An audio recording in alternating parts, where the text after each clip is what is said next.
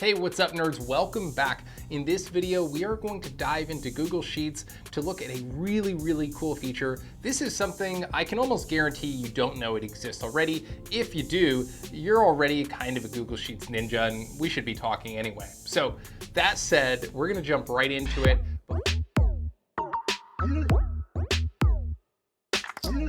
So here we have a spreadsheet. This is 2023 team sales data. We have two sales teams in our fictitious company, and we are looking at their sales results for the future, for the end of 2023. So in this case, we have essentially column A is just a listing of months. So we have every month of the year, and we also broke it down by quarters. So we have Q1, Q2, Q3, and 4, as well as our year-end total at the bottom for the whole year. And then we also have a couple of columns here, B and C, which are our sales team data. That's, all of their sales that they went out and they knocked on doors, they did some cold calling, they did some e-commerce. This is their results broken down by month, Q1 through 4, and then of course the end of year. So what I want to do though, this is not a bad little, spreadsheet, I guess. It could be prettier, but it's okay. I'm good with this. What we're going to do though is look at how grouping can make us able to more easily visualize this data. And I guess a better way to put that is just make it a little cleaner.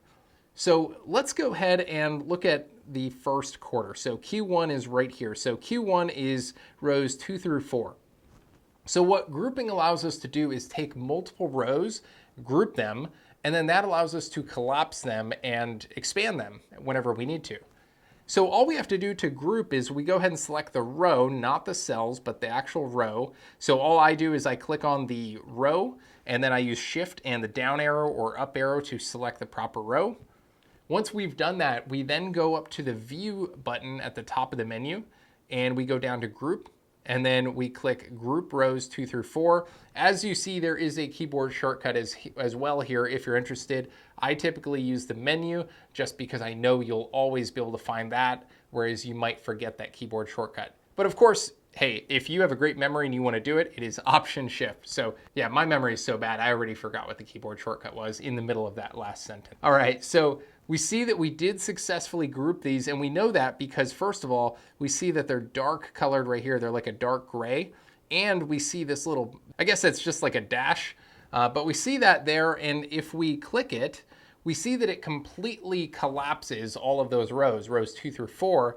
And the nice thing with this is we still have our Q1 totals the way we set it up. So what we can do is we can continue with that. We can say, let's do Q2. We'll select those rows.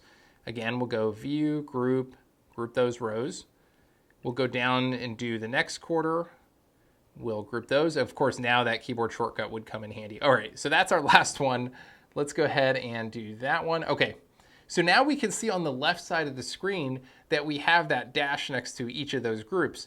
If we click all of them, look at this. And I guess it's more, since it's a plus symbol, maybe it's a subtraction symbol. I don't know. Either way though, we see that now we can collapse all of those rows, which is actually really nice. So I actually think this looks a lot cleaner. And now if someone said, hey, let's go through Q1 results, we can just expand Q1 and go through that instead of seeing kind of that huge table with all of that other data there. All right, so the last thing I'll mention while we're here, if you decide that you grouped some data and you don't want it grouped anymore, you can actually right click on it.